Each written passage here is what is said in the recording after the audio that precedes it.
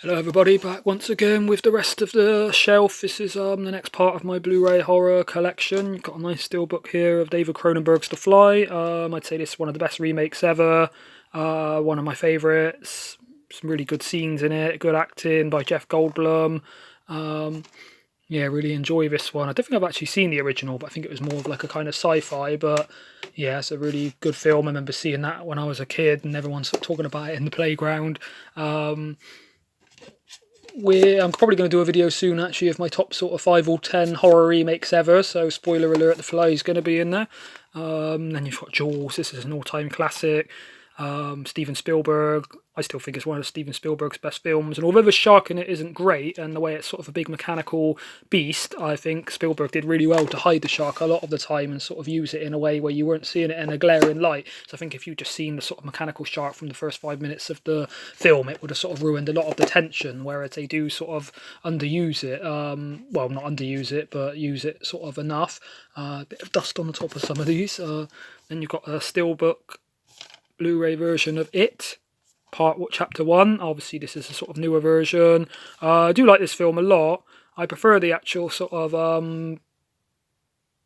Stand By Me, Stranger Things kind of feel of when the kids are younger than the actual horror elements to it. And I think some of the CGI in it is not great, but I much prefer it to the second version. I've seen that at the cinema, and although the story was interesting and some of the acting was really good, I thought the CGI in it, some of it was pretty terrible, to tell you the truth. Like, really took me out of some of the tension of the scene. Get Out is a really good film with some sort of social political sort of, I wouldn't say satire, but Jordan Peele's first film. I think Jordan Peele used to be a sort of comedy writer, and this does have a few comedy elements, but I'd say this is probably more of a sort of thriller than a horror film, but a really enjoyable sort of psychological film. I do prefer this though, personally, Us, Jordan Peele's second film. A lot of people didn't like this as much, but I thought this was more of a straight up horror, more of a sort of slasher, high pace, high octane, sort of constantly chase scenes and that going through the whole film. Really like that.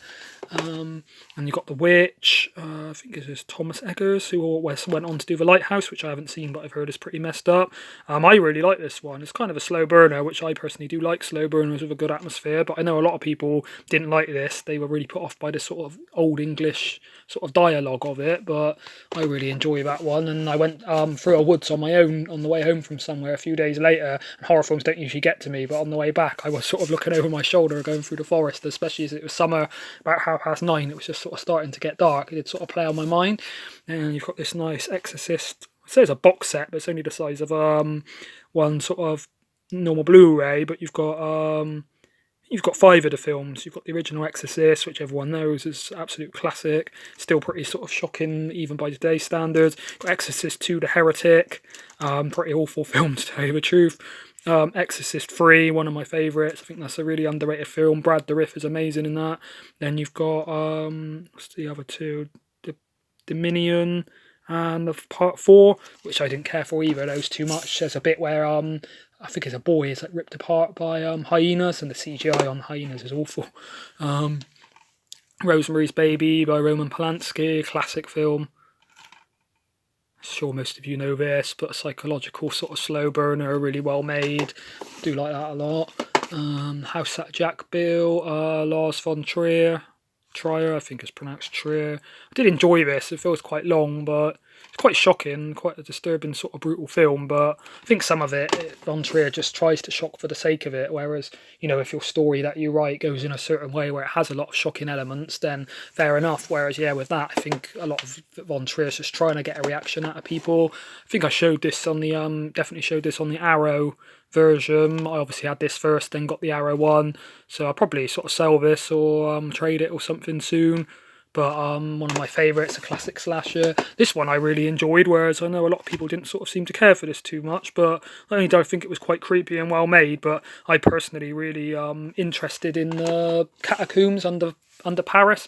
I would sort of like to go there, but obviously there's a risk if you get lost there, then you're probably never coming out. But I do watch a lot of films on YouTube of like cataphiles going through there, and it does interest me. So I was already interested in sort of Catacombs for years before that As Above So Below came out. There is an older film with, I think it's got Pink in it, maybe Franca Potente, called It's actually called The Catacombs, and it ain't bad, but I think As Above, So Below is a lot better. Martyrs, I showed this, I got on DVD years ago, but I picked it up on Blu Ray just because it's such a powerful film. This is kind of one when my friends come round and they think nothing can disturb them. I show them that one, and then by the end of it, they usually want it switched off. You're Next, I really enjoyed this one. Sort of quite an original take on a slasher film. I won't go into too much what happens with the sort of female characters as a spoiler, but really interesting. The Babadook, I like this one, but I know a few people, including a few of my friends, really couldn't stand it. But I think it's more of a film where, you know, no spoiler as such, but is the creature really ever real, or is it in the sort of imagination, or just a metaphor for the way the child behaves?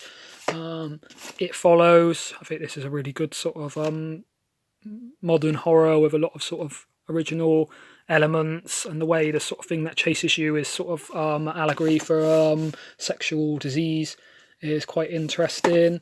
This is a nice version of Monkey Shines. Quite enjoyed this, especially the work from the real monkey in it. Really well made, some really good scenes. Yeah, I do like Monkey Shines. I'll do a couple more before I run out of time. This isn't horror, but this is a brilliant film. Like anything with Joaquin Phoenix in. I personally think he's better in this than the Joker, but I don't think a lot of people would agree with that. But it's really powerful scenes. I kind of like slow sort of dark thrillers like this. Really enjoyed that one. I I've got time for one more.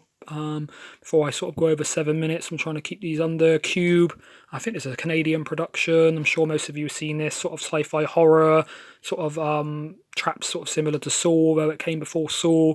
One or two of the actors in this I don't think have got great performances, but on the whole, really enjoyable, good film. Thanks everybody. I'll be back soon with a few more videos showing the rest of the Blu-ray.